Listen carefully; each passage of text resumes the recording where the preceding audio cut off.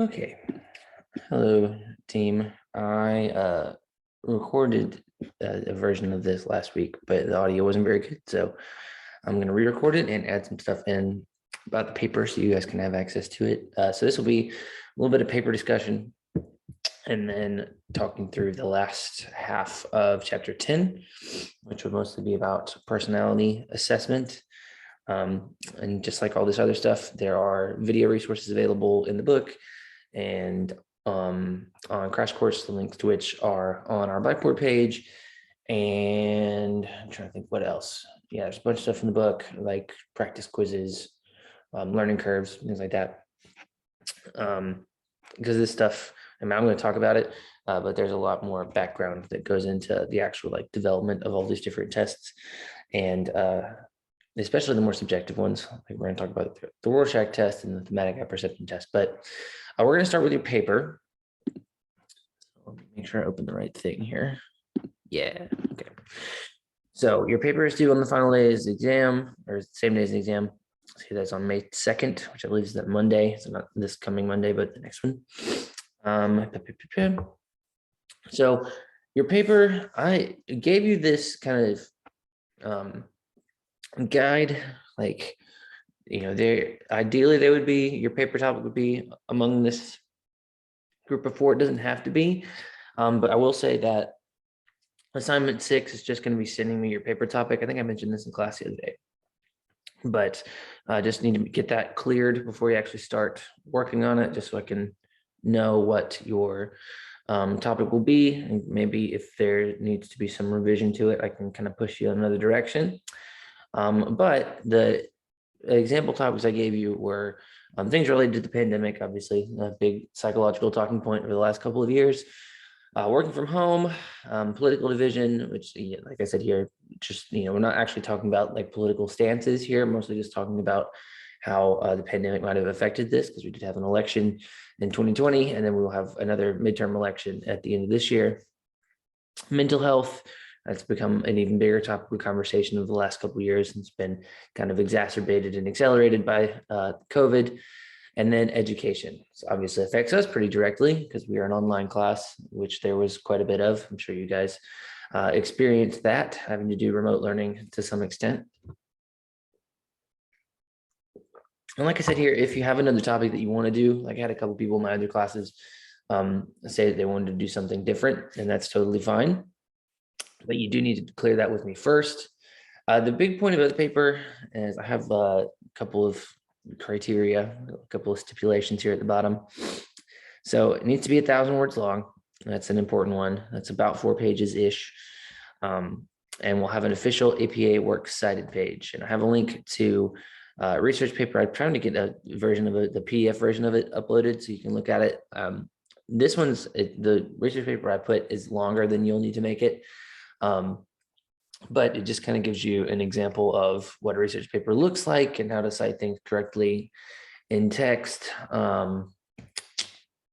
Just maybe give you a little bit of sense for like the flow. It's one I wrote for my sports psychology, advanced sports psychology class in 2018. Yeah, I'm trying to think what else. This is along with the exam, the exam that we're going to take this weekend, and then also the final, which will be during exam week, which is next week. And I'll probably talk about that at the end of this too. But is if your grade is not where you want it to be, I graded a whole bunch of stuff, so it should be pretty much caught up at this point. If your grade isn't where you want it to be, there's a lot of points still up for grabs. So yeah, email me if you have any questions about the paper. It's not as intimidating as it sounds, I promise. And then I would recommend you doing something that you are interested in, because that's going to be better for everybody. Usually that's a good rule of thumb, to pick things that you care about. Okay, so getting into, so this is the last part of what will be on your test 3. Yeah, okay. So we've talked a lot about behaviorism in terms of actually determining behaviors and like how it shapes our actions, and talk about conditioning, the various types of it, both operant and classical. But they can also shape your personality. A lot of this comes from observational learning and modeling. So we talked about like ego defense mechanisms, and how you can actually sort of adopt the personality traits of other people. And that's a behavioral thing. That's something that you are witnessing somebody else doing. So let's say somebody in your life is like very patient and you want to respect them and like them and appreciate the way they live their life. So like, I'm going to do my best to do that as well. That would be observational learning and modeling.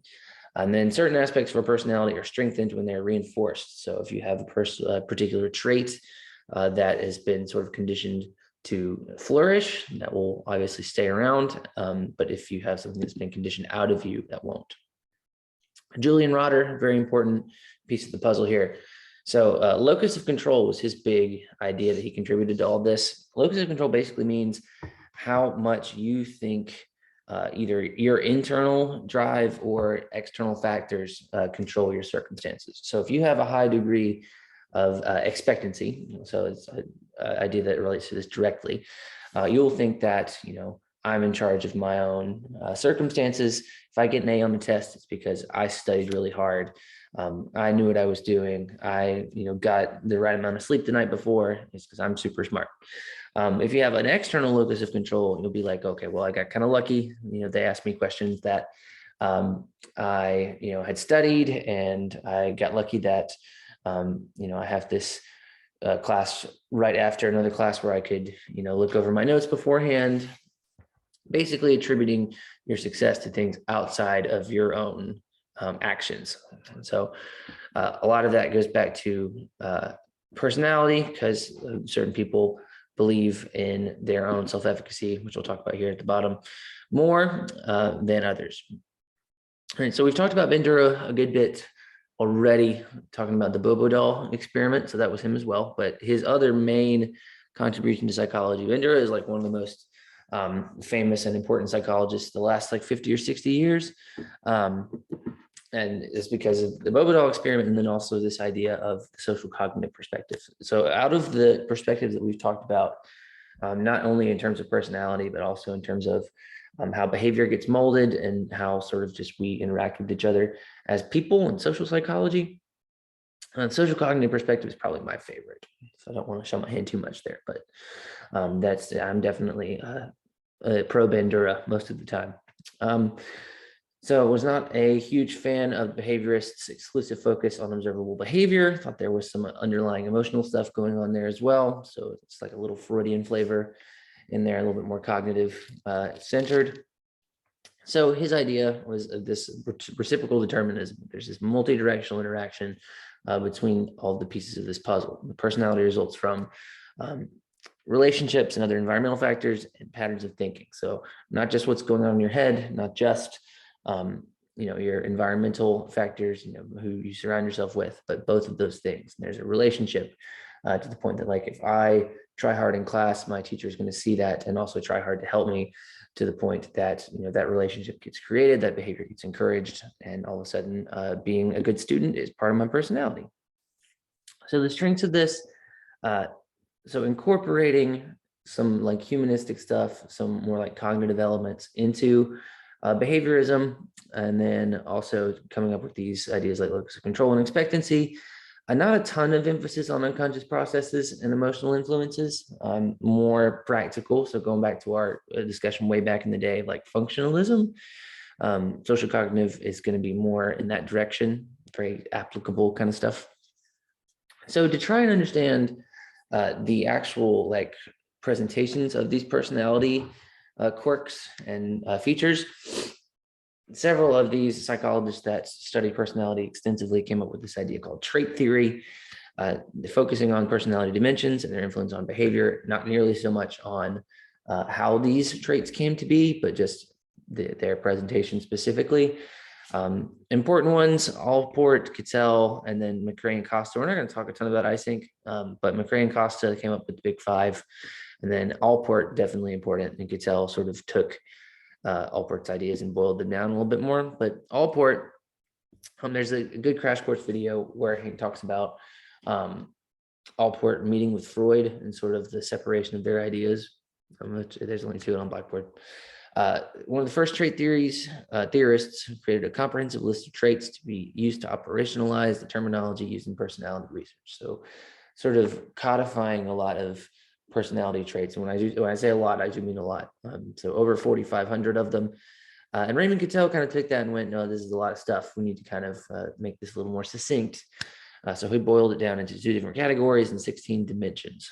Okay, so you have these surface traits, which are sort of underlined by a source trait. So a source trait would be something like introversion.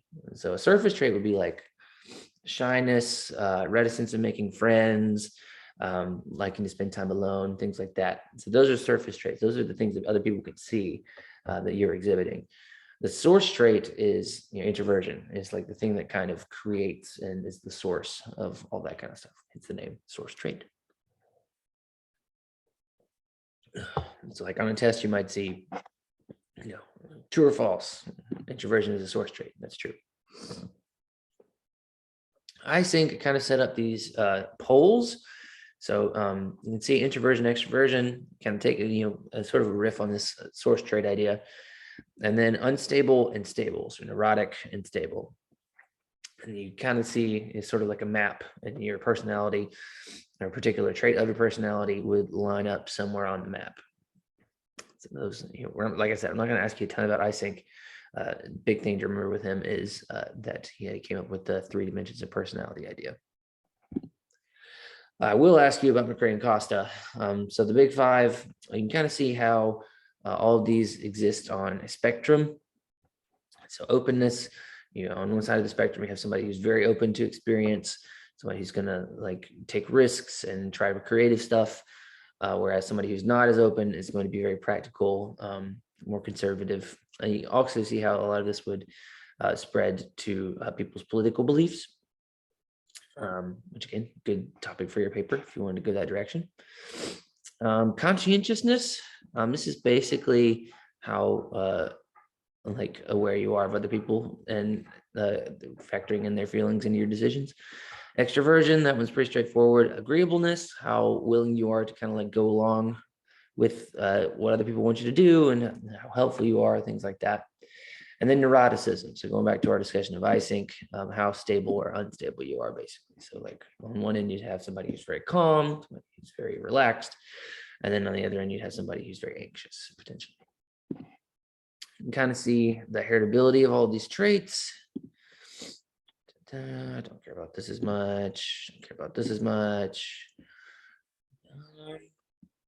Yeah, a lot of this is just talking about how gender breakdown, cultural breakdown happens related to these 5 traits and how much they extend on into later parts of our life, which most of the time is a pretty significant amount. So personality is one of the more resilient aspects of psychology. It doesn't usually tend to change a whole lot, especially the source traits don't change very much.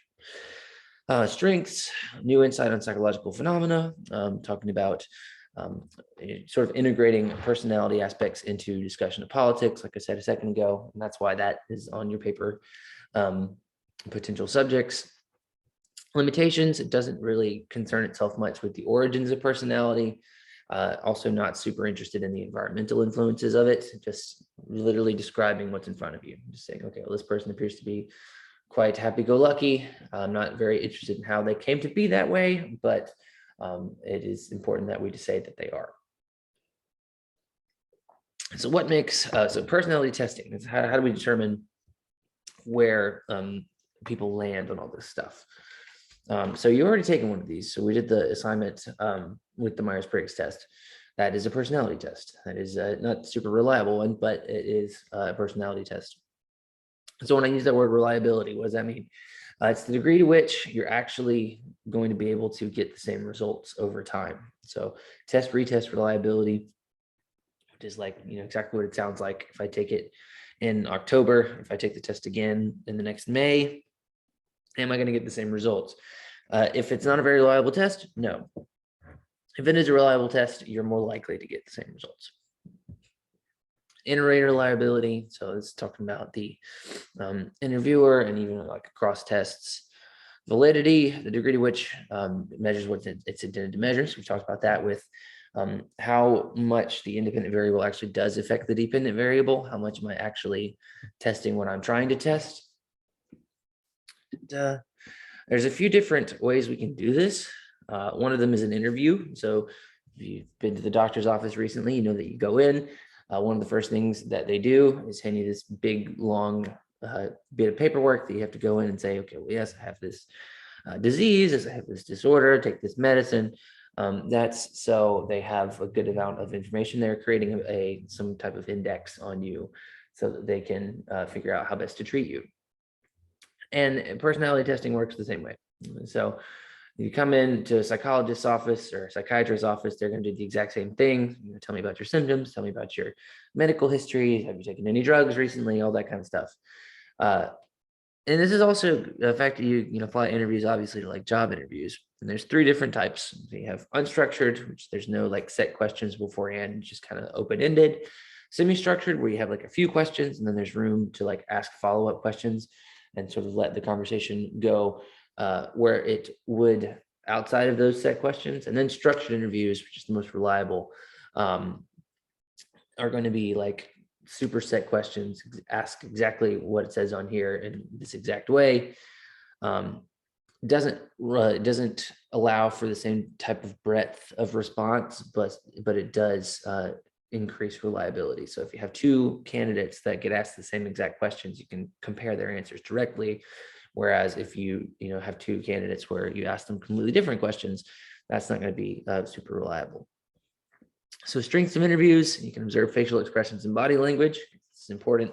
It also puts a lot of emphasis on the interviewer themselves. We're going to talk about interviewer bias here in a second, but a skilled interviewer is an important piece of this because you don't want just somebody who doesn't know what they're doing. So limitations are, first of all, that people lie about their responses. Okay, so if you are, we're going to talk about even more in the tests about personality. But even if you ask them a very direct question, if the answer would be socially unfavorable, like if you're asking them about if they've taken any drugs recently, or if they feel if you're trying to test them for something like antisocial personality disorder, if you're asking like, do you feel bad when you do things are wrong, there's obviously some social consequences to answering no. So that is going to, clients may misrepresent themselves because they know what they're supposed to say, even if it doesn't actually reflect how they feel about it. And then it may be influenced by interviewer bias. So the interviewer, especially in a structured interview, can make mistakes in the sense that you can influence the way somebody responds. So we talked a second ago about observing facial expressions and body language. Well, that goes 2 ways. So the interviewer can betray how they feel about a particular thing by asking a question in a certain way, or even saying the wrong word in the middle of a question. We talked about how even just the slight change in verbiage can just impact the way that people interpret what you say.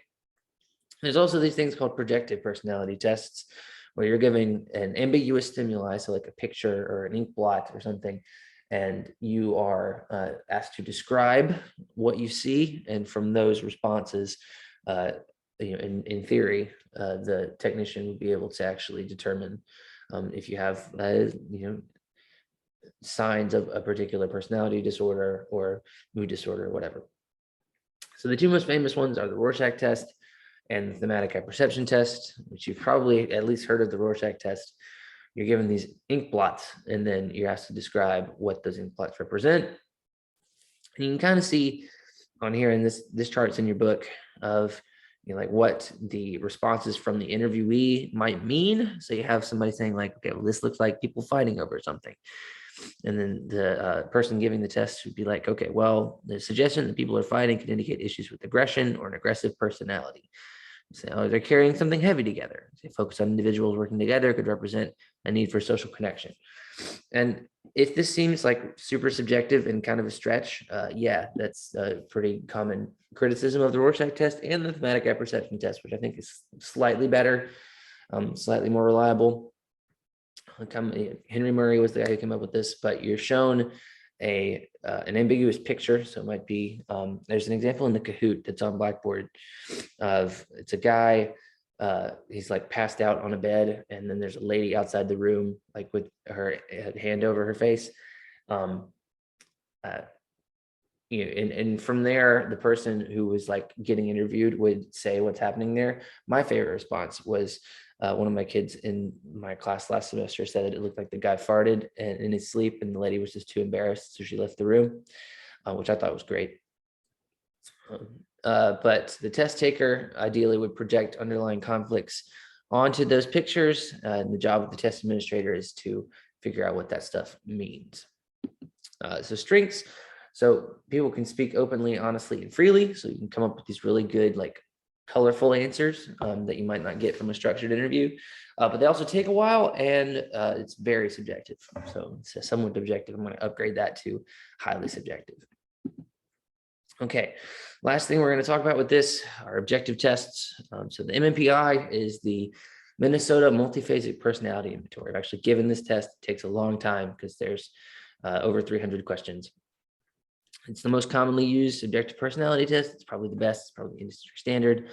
Identifying disorders and abnormal behaviors, often used to inform decisions about custody or other legal issues in a variety of non-clinical settings. So the reason that this is kind of the standard is because it's the most reliable. And if you're trying to determine if somebody in a school gets an IEP, which is an individualized education plan, or if you're trying to figure out which parent gets custody of the kid based on like the kid's responses or even the parent's responses, having a reliable test is really important. And the MMPI is definitely the most reliable that we have at this point, as opposed to something like Myers-Briggs, which you guys took. It's very popular, partly because it's free, partly because it takes like 20 minutes. Supporting research behind the Myers-Briggs is not super strong. It's very controversial in the psychological world, but the corporate world loves it because you can kind of, get this very quick in and out answer about a personality inventory. I would not read too much into it. So the 16 personality factor questionnaire, going back to our discussion of like Cattell and Eysenck, is kind of where they came up with this basis for this. So what they found, just kind of an example between two professions, riders appear to be more reserved, sensitive, and imaginative than airline pilots, which makes sense. Pilots, and they said, are tough-minded, which, I would hope so. If you're, I don't necessarily need somebody to be able to come up with a good story in the middle of trying to fly through a storm. So are you surprised? Probably not. They have to maintain their composure under pressure. Okay, appraisal of objective tests. So they contain mechanisms to check the validity of the test taker's responses. So you can like measure them against other people's really well, but also people lie. Talked about that a second ago. Social desirability can influence the results. So like reading a question that might be a little uncomfortable, which there are in the MMPI. If you're trying to test somebody for like major depressive disorder, it's going to require them to answer some pretty uncomfortable things. Lack of flexibility and failure to appreciate the diversity of individual experience. So there's no chance for a follow-up question. There's no chance to, or at least, independently of doing like an unstructured interview after that. Because it's usually, if you're trying to give a diagnosis or even therapy, you're trying to approach this from a few different angles. It's not just, give them the test and then, let them figure it out from there. You would actually, be able to see those responses and then follow up after that point. Okay, so that's all the stuff. We've now got lecture stuff for all of the material that will be on the test. Your exam, your final exam is due on May the 2nd, which is the last day of the semester. I think I had a couple people ask about that. That's due May 2nd at midnight. I will post it probably. It's literally gonna be like you're to, have your test finished by Sunday night at midnight, and then like the exam will pop up like the next day or the next day. So I'm sorry that it has to be like that. We just had a very truncated schedule because we got a late start and then we only meet once a week. So, but we have gotten everything in despite that. Everything that we're required by law of public school that we have to squeeze in X chapters to remain to keep our accreditation. So got all the stuff that we were supposed to in. Took up until the last minute, but we got it. So if anybody has any questions about any of that kind of stuff, the exam, just to go over this a little bit more, it's just like your other tests. Like it's a little bit longer. I think it's like 80 questions as opposed to like 50 or 60. It's all online. It's open note. You can use, whatever you want to, that's as long as it's like a paper note. You can't use, a separate computer. You can take it in a place where there's a little bit of background noise if you need to. But yeah, it's nothing to freak out about. It's just basically a longer test, and it has all of the stuff that we've talked about over the course of the semester on it. And there are Kahoots on Blackboard for each one of the units, for every one of the chapters, like broken down into the subsections. And then also there are Kahoots for like the entire test. So if you want to go over, click those links and they will take you to the Kahoot page. You can actually like, go through all of those questions if you want to. It's like, 250 questions total, but it should give you a good comprehensive understanding of what you want to do going into the test. Okay, that's all I have for you guys. If you have any questions, please feel free to email me. I'm going to be getting a lot of those, so I'm going to be getting back to you as quickly as I can. But yeah, I enjoyed having all you guys in my class this semester, and best of luck.